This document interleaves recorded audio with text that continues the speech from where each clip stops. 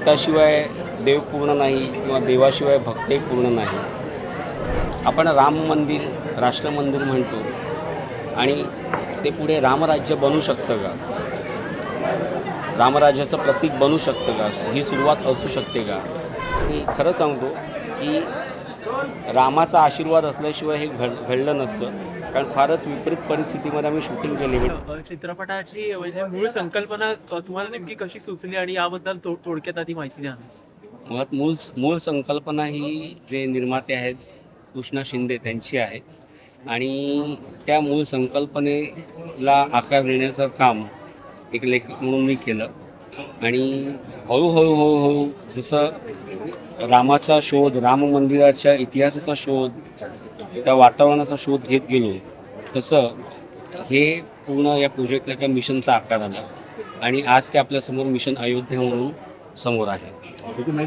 चित्रपटाचा जो काही विषय आहे तो भक्तिमय तर असणार आहे.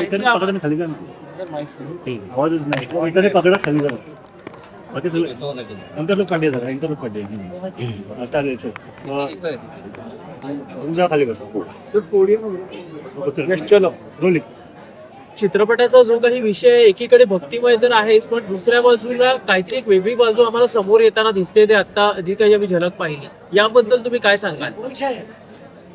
राम म्हटलं की भक्ती आलीच आणि भक्ती म्हटलं की भक्तही आलेच. कारण भक्ताशिवाय देव पूर्ण नाही किंवा देवाशिवाय भक्तही पूर्ण नाही. तर आपण पाहतो आहोत की जी आजूबाजूची परिस्थिती आहे ना, सगळं आता छान चाललं आहे. तर ते छानच असावं आणि ते अप्रतिम व्हावं. आपण राम मंदिर राष्ट्र मंदिर म्हणतो आणि ते पुढे रामराज्य बनू शकतं का? रामराज्याचं प्रतीक बनू शकतं का? ही सुरुवात असू शकते का? ही एक कल्पना मनात आली आणि त्यातून एक गोष्ट तयार झाली आणि जी आज आपल्यासमोर आहे.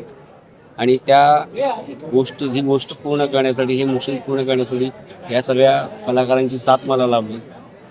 कालावधी किती होता चित्रपट बनवण्याचा आणि कुठे कुठे तुम्ही नक्की चित्रीकरण केलंय? चित्रपट हा पूर्ण 1 वर्षात पूर्ण झालेला आहे. म्हणजे याच वेळेला मी याचं लेखन सुरू केलं आणि साधारण एक महाराष्ट्रात आम्ही मुंबई, ठाणा, महाराष्ट्रातला काही भाग, संभाजीनगर आणि त्यानंतर UP मधील अयोध्या म्हणजे जिथली गोष्ट आहे तिथे आम्ही शूट केलं आहे. म्हणजे सांगायला मला आनंद वाटतो की राम मंदिर झाल्यानंतर अयोध्येमध्ये चित्रित होणारा हा पहिला सिनेमा आहे. याचा आम्हाला सर्वांना अभिमान आहे आणि फार अप्रतिम असं अयोध्या आहे. म्हणजे आपल्याला आता राम मंदिराच्या अनुषंगाने दिसते ती अयोध्या एक आहेच जी चकाचक आहे, पण त्याचं जे खरं सौंदर्य आहे ते आत आहे. म्हणजे जी जुनी अयोध्या आहे त्यात आहे. तर हे सगळं अनुभव करताना, इथे शूट करताना फार वेगळा एक अनुभव होता. आणि खरं सांगतो की रामाचा आशीर्वाद असल्याशिवाय हे घडलं नसतं. कारण फारच विपरीत परिस्थितीमध्ये आम्ही शूटिंग केली. म्हणजे मे महिन्यामध्ये 44-46 टेम्परेचरमध्ये आम्ही शूट केलं आहे, जे फारच हॉरिबल स्थिती होती, पण त्यातून रामाचा आशीर्वाद होता म्हणून आम्ही निभावून गेलो. अगदीच थोडक्यात प्रत्येकाने आपल्या पात्राचा परिचय द्यावा आणि आता जे काही तुम्ही सादर केलं त्याच्याबद्दल आपण सांगा. तेजस्वी या चित्रपटामध्ये मी एका शिक्षकाची भूमिका करते, स्वाती मॅडम म्हणून, जी सगळ्या विद्यार्थ्यांमध्ये खूप लाडकी आहे. आणि ही अजित देशमुख जे आमचे सर असतात ते आम्हाला एका मिशनसाठी, मिशन अयोध्यासाठी, मिशनसाठी एका घेऊन जातात. तेव्हा मी ह्या मुलांसाठी मी तिकडे जाते आणि काय काय परिस्थितीला आम्हाला सामोरं जावं लागतं ह्याची एक ती स्टोरी आहे. तर असं माझं एक कॅरेक्टर आहे, खूप छान कॅरेक्टर आहे.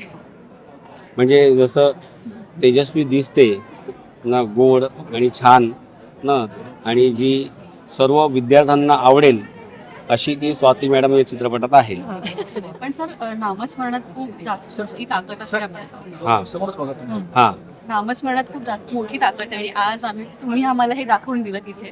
पण तुम्ही हे चित्रपट बनवत असताना तुम्हाला केव्हा केव्हा त्याची प्रचिती आली, किंवा कधी कधी असं होतं की कठीण प्रसंग आलाय शूट करताना, पण तर तुम्हाला केव्हा केव्हा ती प्रचिती आली? स्पेसिफिकली ज्या वेळेला आम्ही आता तुम्ही एक पोस्टर पाहिलं असेल चित्रपटातून, एक असं पडकी वास्तू आहे तिथे शूट करताना म्हणजे आम्हाला फार हाल व्हायचे. म्हणजे फारच म्हणजे मी माझ्या कलाकारांचे आणि त्या लहान मुलांचं कौतुक करेन. म्हणजे आम्ही जेव्हा लोकेशन पाहायला गेलो तेव्हा आम्हाला वाटलं नव्हतं, पण जेव्हा शूट करायला गेलो तेव्हा कळलं की अरे त्या लोकेशनमध्ये आम्ही सफोकेट होतो. म्हणजे सीन निघत नसायचे. आणि त्यावेळेला काय माहीत नाही, एक अद्भुत असा एक शक्ती मागे असायची जी सगळ्यांना खेचून घेत होती आणि काम निघत होतं. म्हणजे काही सरप्राईज गोष्टी आहेत या चित्रपटामध्ये जे मी आत्ता रिव्हील नाही करू शकत. जेव्हा ट्रेलर येईल त्यावेळेला तुम्हाला कळेलच ना. पण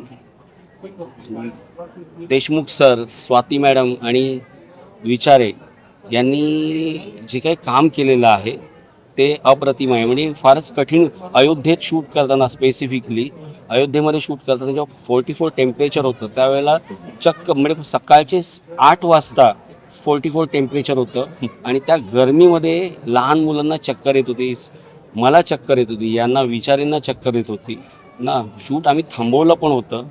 पण जे असतं ना की रामाच्या भूमीत आलो आहे, आमचा हेतू प्रामाणिक होता, मिशन प्रामाणिक आहे, त्यामुळे त्यांनी आशीर्वाद दिला आणि आम्ही शूट केलं फायनली. फार विचित्र परिस्थितीत शूट करत होतो आम्ही. प्रेक्षकांना नेमकं या मिशनमधून काय मिळणार आहे? प्रेक्षकांच्या मनात काही प्रश्न आहेत. अयोध्येत राम मंदिर झाल्यानंतर जी परिस्थिती आज चालली आहे त्यातून प्रेक्षकांच्या मनात एक प्रश्न आहे. म्हणजे सगळ्यांना छान तर वाटतंच आहे, पण त्याही पलीकडे जाऊन काही छोटे छोटे प्रश्न आहेत ज्यांची उत्तरं त्यांना हवी आहेत, पण ते इग्नोर करतात. ठीक आहे, रामाच्या नावाने आपण माफ करूया. त्याच प्रश्नांची उत्तरं या चित्रपटामधून त्यांना मिळणार आहेत. धन्यवाद. सो मच आणि ऑल द बेस्ट सगळ्या कलाकारांना. थँक्यू. 24 जानेवारीला सर्व चित्रपटगृहामध्ये आपण जाऊन हा सिनेमा पाहावा आणि आमच्या मिशनला पाठिंबा द्यावा. धन्यवाद. जय श्रीराम. जय श्रीराम.